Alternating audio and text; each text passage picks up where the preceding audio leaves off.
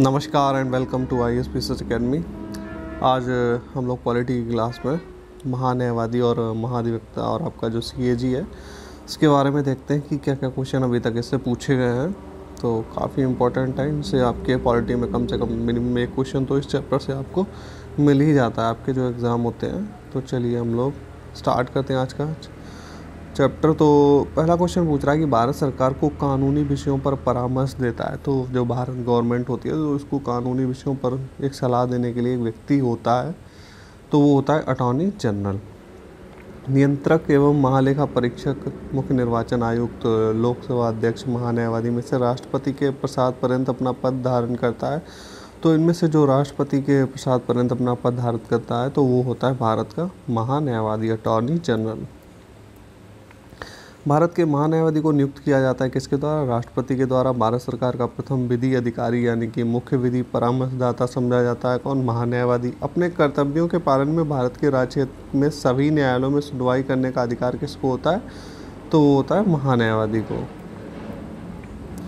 भारत के महान्यायवादी के विषय में यहाँ पे कथन या फिर इंफॉर्मेशन दी हुई है कि वह भारत के राष्ट्रपति के द्वारा नियुक्त किया जाता है। उसमें वही योग्यताएं होनी चाहिए जो सर्वोच्च न्यायालय के न्यायाधीश की होती हैं, और महान्यायवादी ऐसा पारिश्रमिक प्राप्त करेगा जो राष्ट्रपति अवधारित करे। देखिए ये जो थर्ड वाला ऑप्शन है ये आपसे काफ़ी क्वेश्चन, जब मैक्सिमम क्वेश्चन यही पूछा जाता है कि जो पारिश्रमिक उसको वेतन मिलता है, तो आपके ऑप्शन में संसद दे दिया जाता है, तो वहाँ पे स्टूडेंट को काफ़ी कन्फ्यूज़न हो जाती है। लेकिन इसका जो पारिश्रमिक जो प्राप्त करता है वो कौन तय करता है? तो वो तय करता है राष्ट्रपति। अगला कह रहा है कि संसद के किसी भी सदन का सदस्य ना होते हुए भी उसे जो है संसद के दोनों सदनों में बोलने, अन्य कार्रवाइयों में सम्मिलित होने एवं किसी भी संसदीय कमेटी का सदस्य होने का भी अधिकार होता है, परंतु वोट देने का अधिकार नहीं होता। तो भारत के जो अटॉर्नी जनरल हैं इनको वोट देने के अधिकार को छोड़कर बाकी ये सभी काम किसी कमेटी में शामिल हो सकते हैं, संसद में बोल सकते हैं दोनों ही सदनों में, लेकिन जो है वोट नहीं दे सकते क्योंकि ये उसके मेंबर नहीं होते हैं, तो इस वजह से इनको वोट देने का अधिकार नहीं होता है।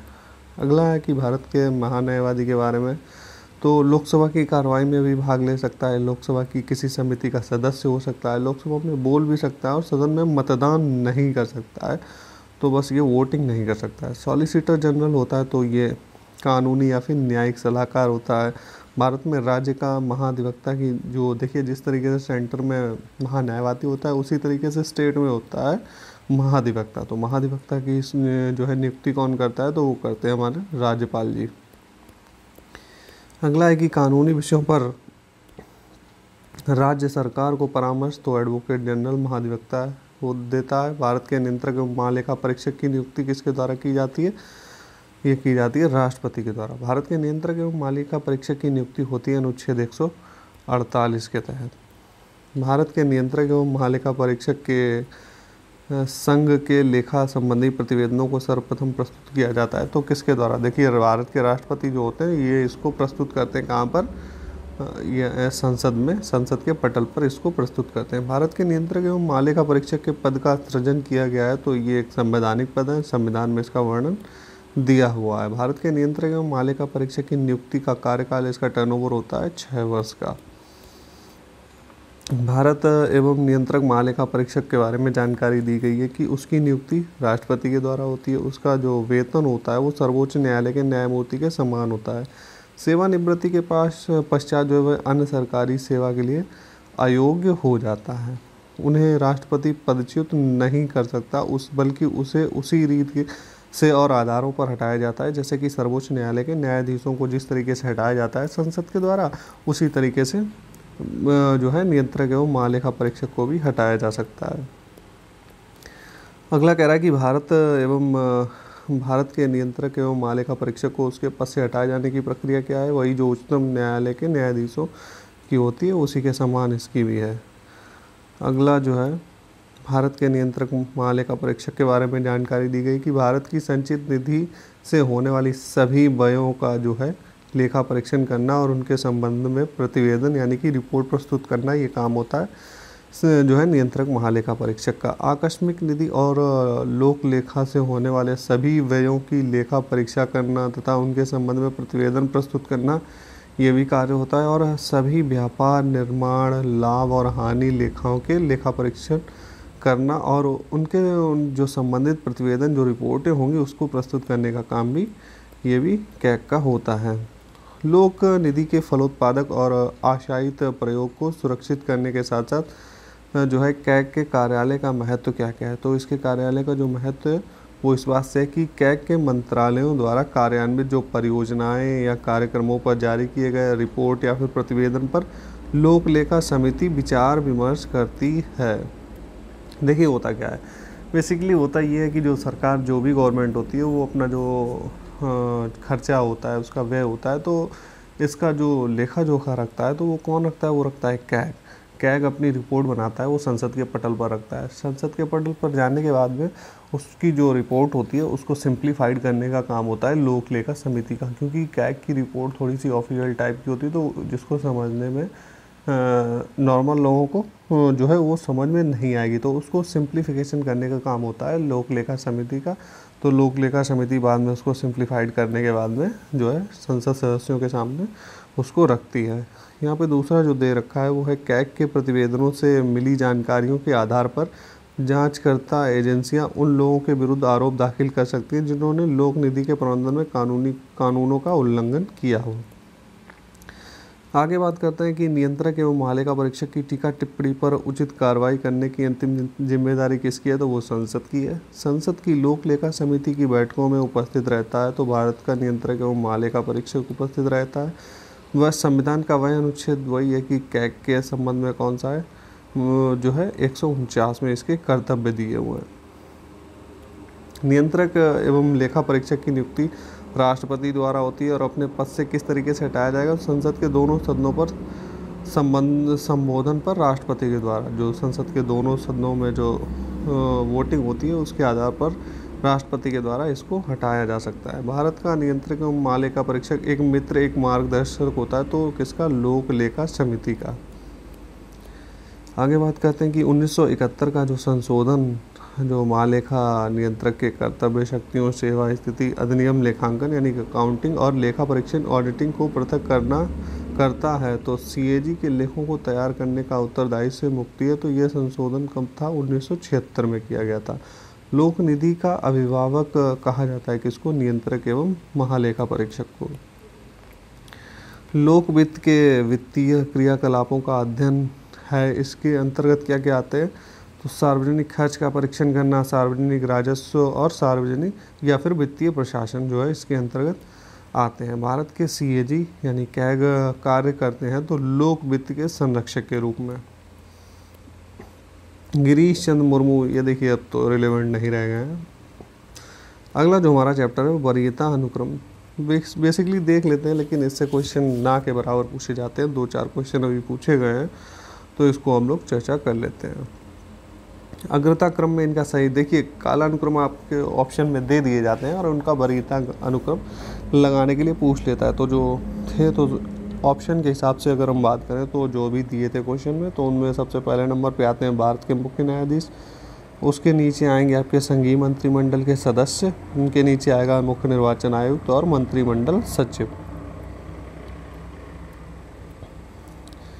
यहाँ पे देखते हैं हम लोग कि महान्यायवादी, भूतपूर्व राष्ट्रपति, चीफ ऑफ स्टाफ्स और लोकसभा अध्यक्ष में से भारत सरकार की प्रथमता सारणी में भारत के मुख्य न्यायाधीश के ऊपर कौन आते हैं, तो भूतपूर्व जो राष्ट्रपति होते हैं ये आते हैं आपके न्यायाधीशों के ऊपर। मुख्य न्यायाधीश के ऊपर आपको मिलेंगे भूतपूर्व राष्ट्रपति।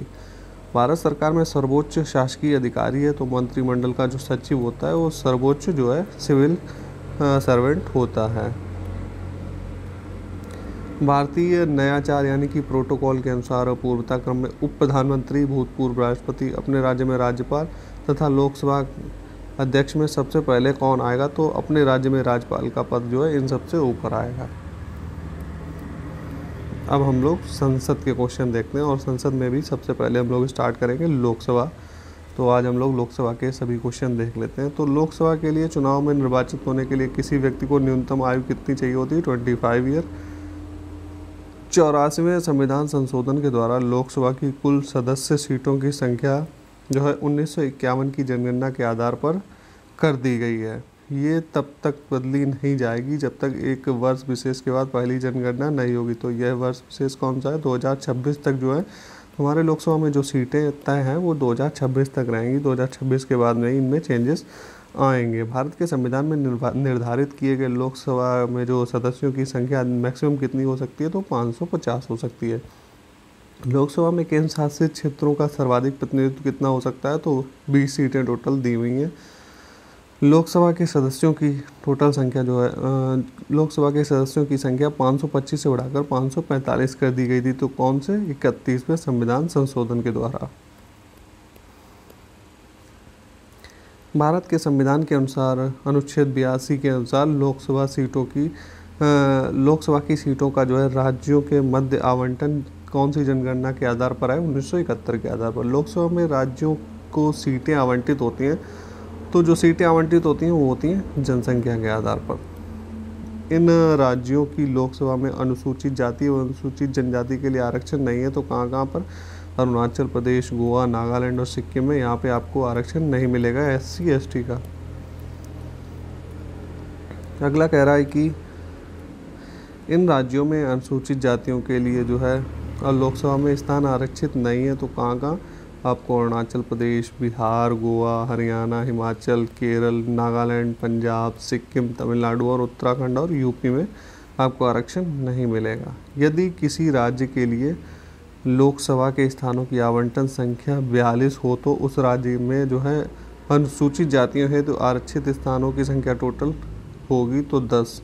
तो ये बात हो रही है पश्चिम बंगाल के संबंध में। लोकसभा में अनुसूचित जातियों के लिए आरक्षित स्थानों की टोटल संख्या कितनी है? तो 84 है। आगे कह रहा है कि संविधान के किस अनुच्छेद के अंतर्गत लोकसभा में अनुसूचित जातियों के आरक्षण का प्रावधान किया गया है? तो अनुच्छेद 330 में।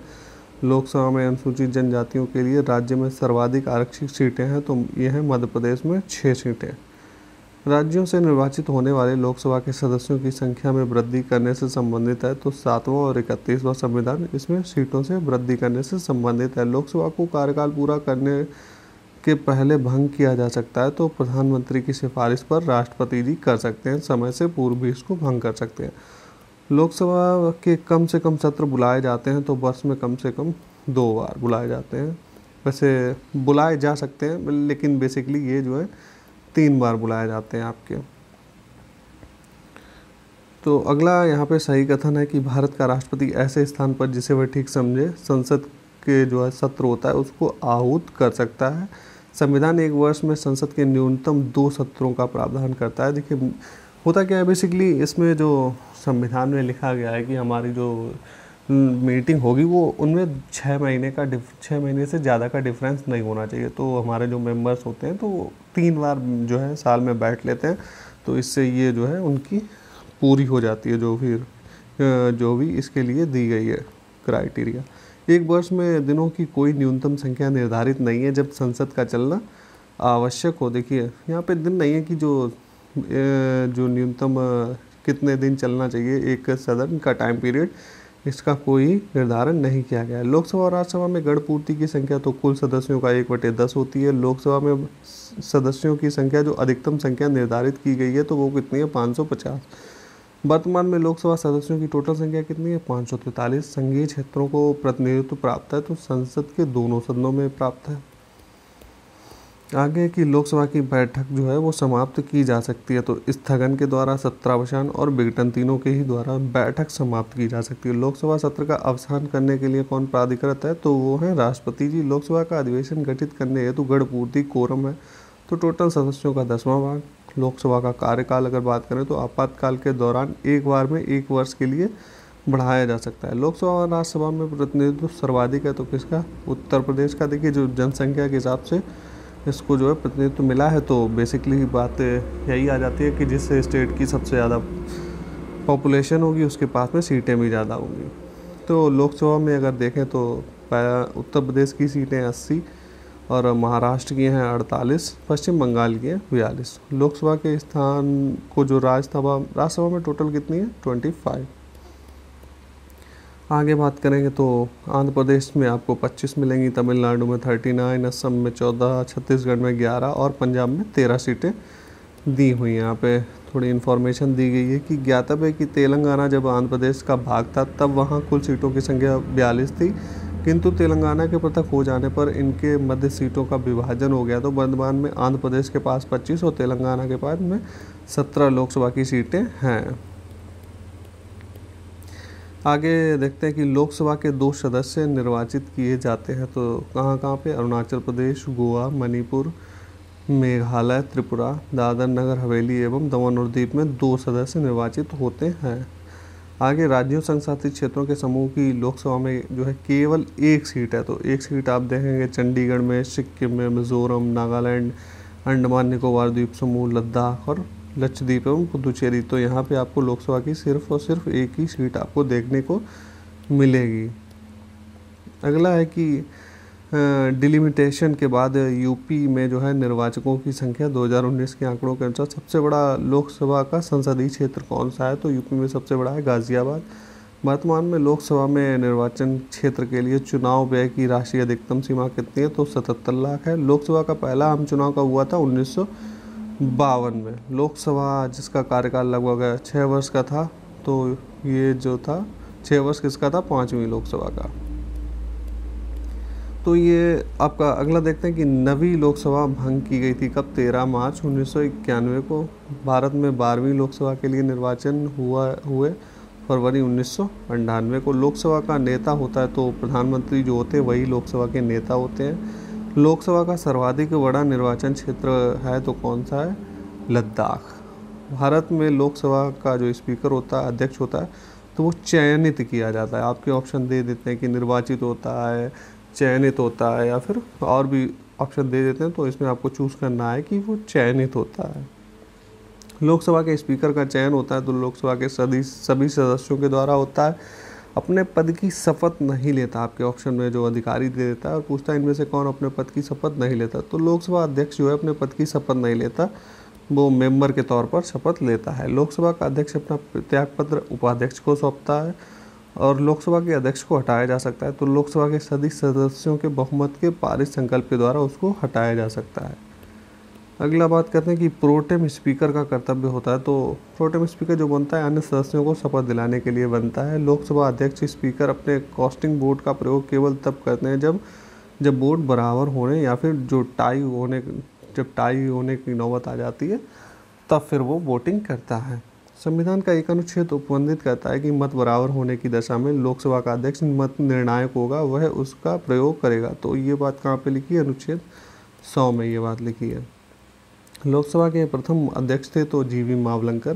प्रथम स्पीकर जिनके विरुद्ध लोकसभा में अविश्वास प्रस्ताव लाया गया था तो जीवी मावलंकर के विरुद्ध। लोकसभा में प्रथम महिला अध्यक्ष मीरा कुमार। लोकसभा के जो पिछले उपाध्यक्ष वही है कि इसको आप छोड़ भी सकते हैं, स्किप कर सकते हैं, पुराना क्वेश्चन है। यदि उपाध्यक्ष लोकसभा की अध्यक्षता कर रहे हैं तो उन्हें एक अधिकार प्राप्त होता है कि वह मत बराबरी की अवस्था में मतदान कर सकते हैं। प्रथम जनजातीय लोकसभा अध्यक्ष पी.ए. संगमा थे। लोकसभा सचिवालय प्रत्यक्ष रूप से इनकी देखरेख में कार्य करता है। तो किसकी देखरेख में? लोकसभा के अध्यक्ष की देखरेख में। अगली बात करते हैं कि लोकसभा चुनाव के मामले में सामान्य वर्ग के उम्मीदवारों तथा अनुसूचित जाति अनुसूचित जनजाति के उम्मीदवारों द्वारा जमा की जाने वाली जमानत राशि है तो कौन सा? वर्ष जो है 2010 में जो है निर्वाचन आयोग के द्वारा अगंभीर प्रत्याशियों की संख्या कम करने के लिए जमानत राशि बढ़ा दी गई। तो बेसिकली ये था कि काफ़ी लोग जो है चुनाव लड़ने लगे थे जो अगंभीर प्रत्याशी थे, तो इसके लिए राशि बढ़ा दी गई कि जिससे कि लोग इससे हतोत्साहित हों। तो इसमें लोकसभा चुनाव में सामान्य वर्ग के लिए थी 25,000 और SC/ST के लिए थी 12,500 और राज्य विधानसभा में अगर आप देखें तो सामान्य वर्ग के लिए थी 10,000 और SC/ST के लिए थी 5,000।